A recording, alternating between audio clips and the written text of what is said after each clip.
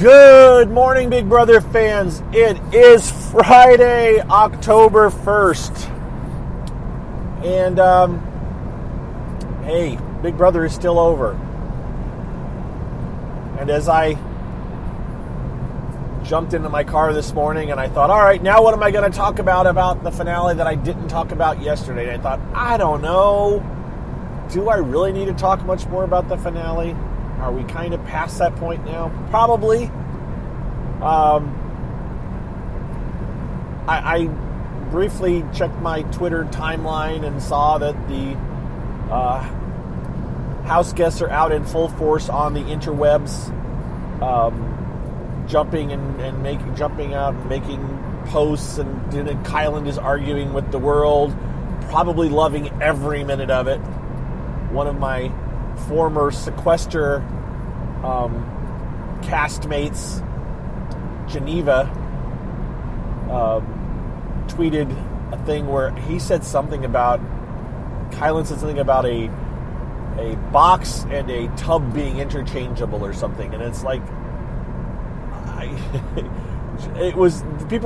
he made that argument for something. I don't even know what, frankly.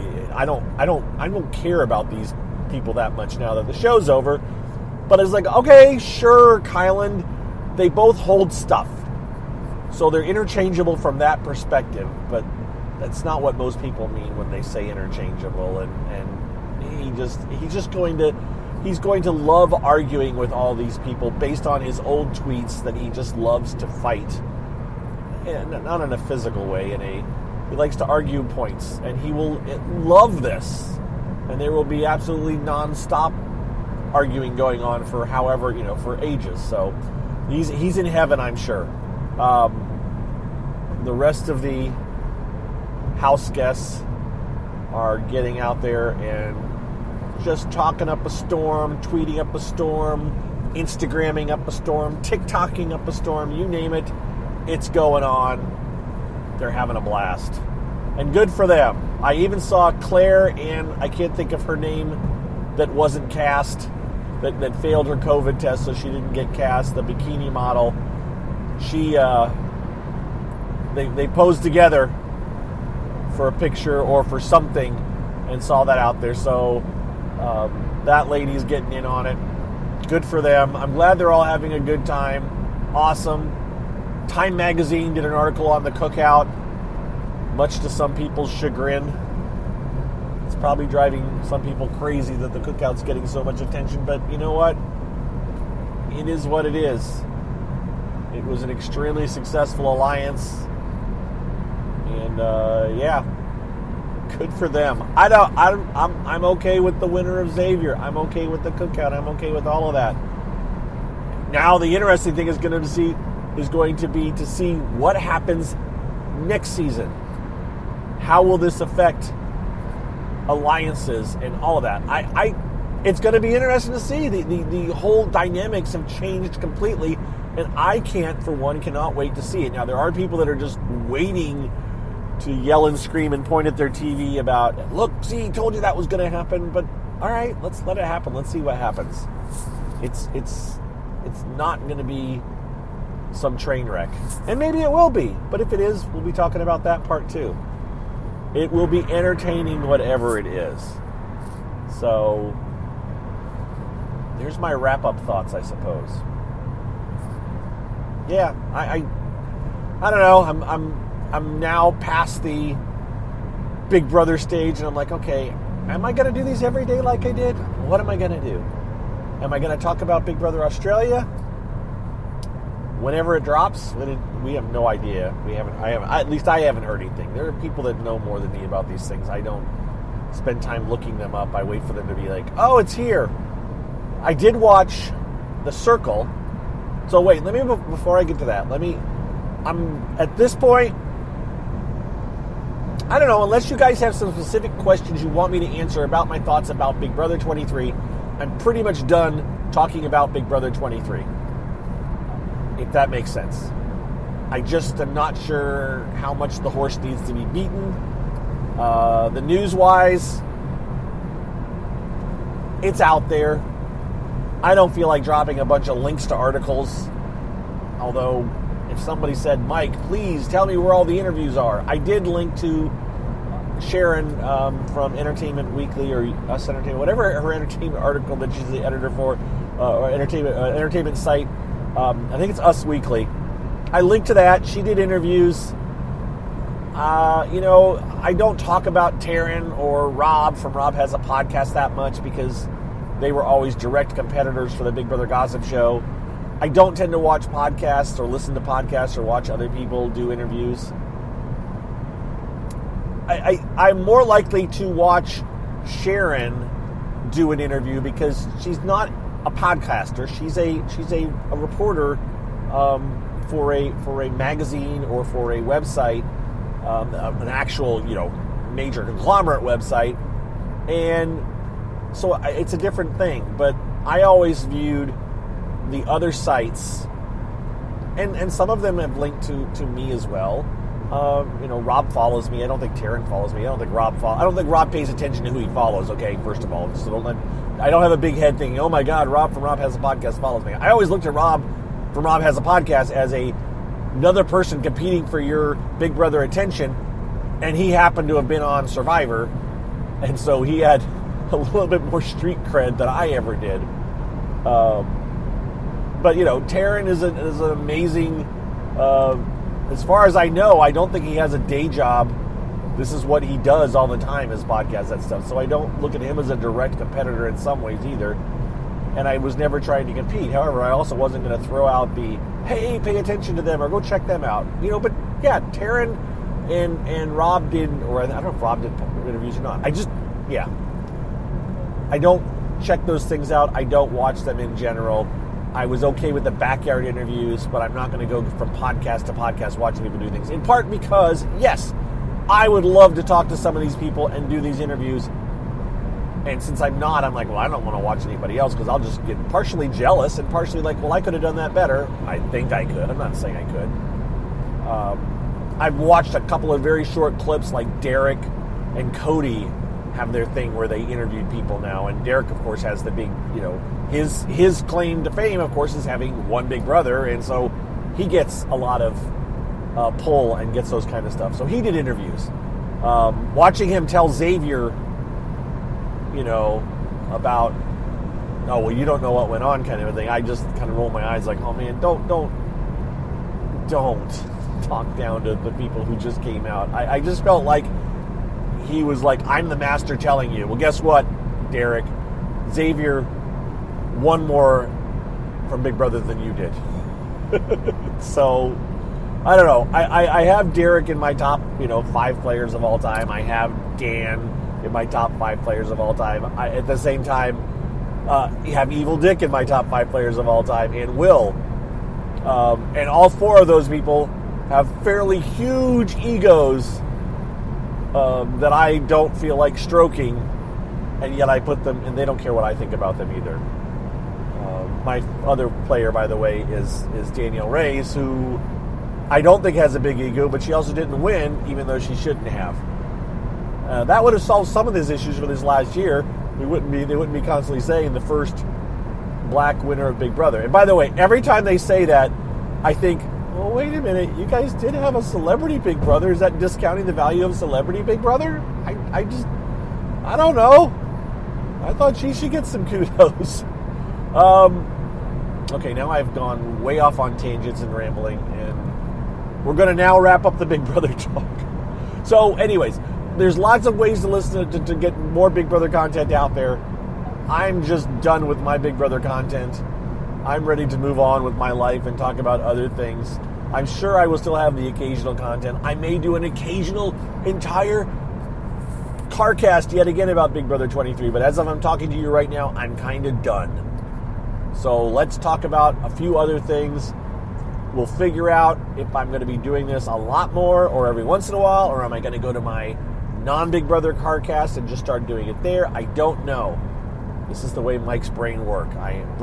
This is the way Mike's brain works. I am all over the place, and while it drives a lot of people crazy, obviously some of you like it. So if you want more Big Brother content, I would highly encourage you to scan the Big Brother hashtag on Twitter. Look for people that are retweeting interviews. If you are desperate and can't find this stuff on your own, by all means, tweet at me, direct message me, email me, because I can't help but help people. So as much as I'm saying I'm done, if someone were to write me directly and say, Mike, can't you tell me where these interviews are? I will actually go do it. But I'm not going to do it unless somebody asks. How's that? Just because, yeah. All right. I am like 5 minutes away from my workplace. So now we're going to talk about something else. So moving right along, we're going to talk briefly about The Circle USA, because it just wrapped up its season on Wednesday as well.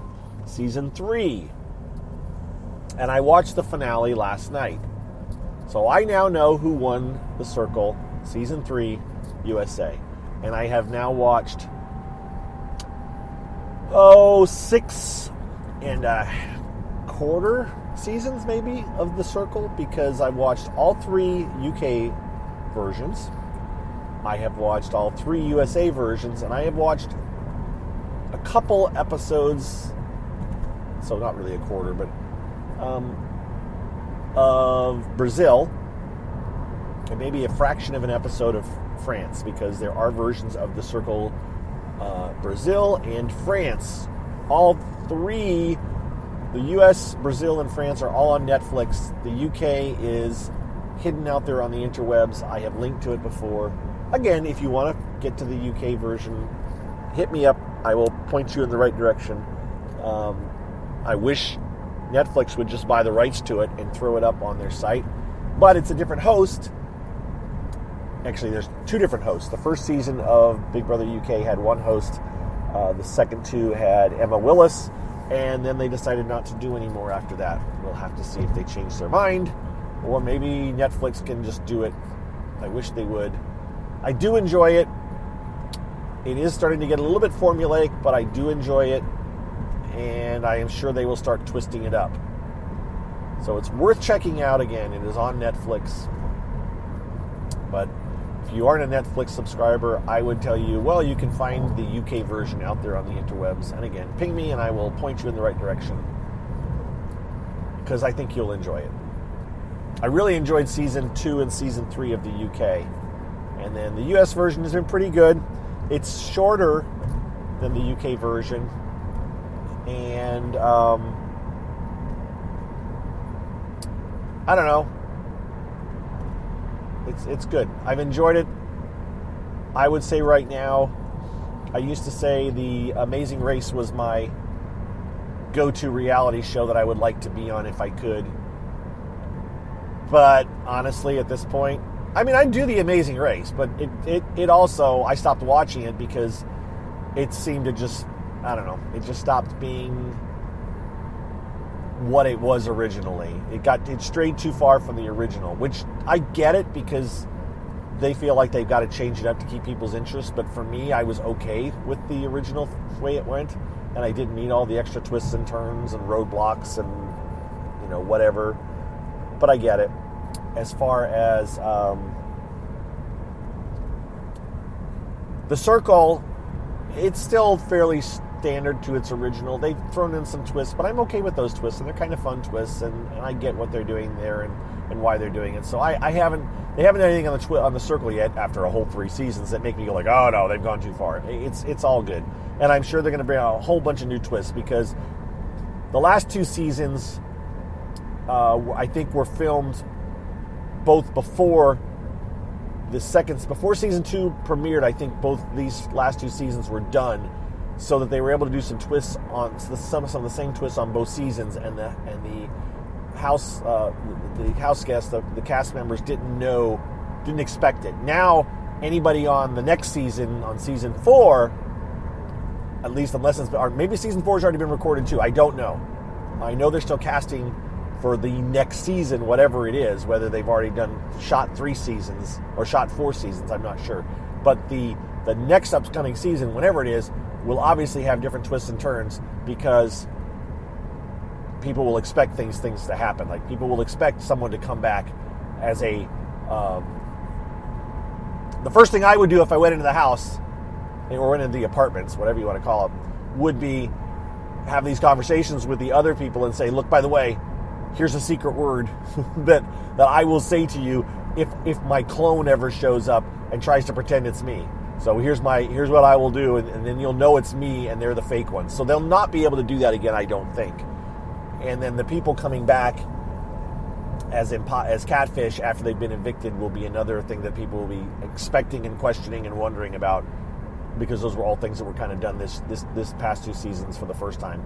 So it'd be interesting to see what they do. I enjoyed this season. I enjoyed the winter. I was okay with the way things went. They didn't go as I expected, but it was fun. The jaw dropping when the catfish showed up. The catfish come out at the end and they get seasoned. That was fun. Just the whole reveal was all fun and good. Again, part of me wishes it went longer, but another part of me is like, you know what? I probably would have started to get a little bit tired of it. So I can't. What are you going to say? It's 13 episodes. I don't remember how long the UK was. I want to say the UK was in the 20s somewhere. So, yeah, I don't know. I don't want to say too much, so I don't want to spoil anything. It is on Netflix once again. You can check it out there. And yeah, it's definitely a show. I mean, those of you that it's definitely a show. There you go. It's definitely a show worth watching to me, especially if you like Big Brother, if you like Survivor. I think you would like this. Language-wise, it's a bit rougher because it is, I don't know, it's rated R, but it would be for the number of F-bombs that get dropped and things like that. But it is what it is. The kids these days, one of my children may have said to me recently, it's just a word. And I'm like thinking, yeah, it's just a word, but it doesn't mean you have to use it.